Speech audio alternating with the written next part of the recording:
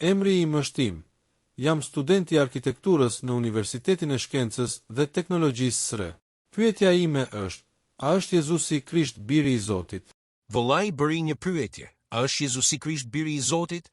Çfarë kuptimi ka biri i Zotit? Nëse e lexoni Biblën, ajo përmend shumë bi të Zotit. Adami ishte biri i Zotit. Davidi ishte biri i Zotit. Jetra drejtuar Romakëve, kapitulli 8, vargu 14 thotë: sa janë të udhëhequr nga fryma e Zotit, janë bi të Zotit. Kjo do të thotë, nëse ndjek urdhrat e Zotit të plotfuqishëm, je biri i Zotit, dirhë një person i devotshëm, një njeri i shenjtë. Nëse me biri i Zotit nënkupton një që ndjek urdhrat e Zotit, atëherë po. Jezusi, paqja qoftë mbi të, ishte me të vërtet biri i Zotit, ashtu si Adami, Davidi, Efraimi dhe Izraeli. Nëse ndjek urdhrat e Zotit, je biri i Zotit. Nëse unë i ndjek, jam biri i Zotit. Por shumë të krishterë thonë: jo, dërëzakir, a i nuk është një biri i zakonshëm. A i është biri i vetëm i lindur. Dhe citojnë Ungjillin sipas Gjonit, kapitulli 3, vargu 16.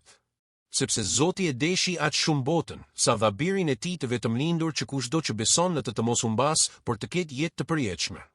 Vëlla, e di çfarë do të thotë fjala i lindur? Jo. I lindur është një funksion biologjik i riprodhimit, një veprim seksual. Si mund t'ja atribuosh një gjë të tillë Zotit?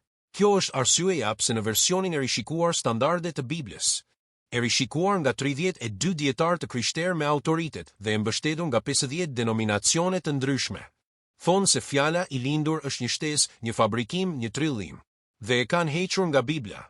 Pra, ta quash Jezusin biri i Zotit në kuptimin e një njeriu të devotshëm nuk ka asnjë kundërshtim. Ai ndoqi urdhrat e Zotit. Në këtë kuptim është biri i Zotit. Por nuk është Zoti. E kupton, vëlla? Po. Sepse nuk ka asnjë deklaratë të qartë dhe pa ekuivok në gjithë Biblën, ku Jezusi, paqja qoftë mbi të thotë: unë jam Zoti apo adhurojeni mua. Vëlla, a beson se Jezusi është Zot? Jo. Mashallah. A beson se ai është një profet i Zotit? Nuk jam ende plotësisht i bindur. A beson se Jezusi, paqja qoftë mbi të, ishte profet i Zotit? Po, e besoj. A beson se Zoti është një? Po. Ka mbajtur një ligjërat për profetin Muhamed, paqja qoftë mbi të, në Bibël. A beson se ai është profet i Zotit? Nuk jam ende plotësisht i bindur.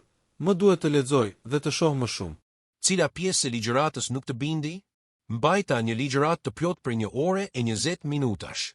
Shpjegova shumë profeci nga Bibla që profeti Muhamed është i dërguari i Zotit.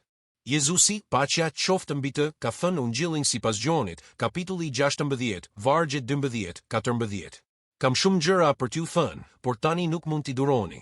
Por kur të vijë ai, fryma e së vërtetës, ai do t'ju udhëheqë në të gjithë të vërtetën. Ai nuk do të flas nga vetja, por çfarëdo që dëgjon, atë do të flas. Dhe do të më lavdërojë. Pra, vëlla, a beson se Muhamedi, paqja qoftë mbi të, është i dërguari i Zotit?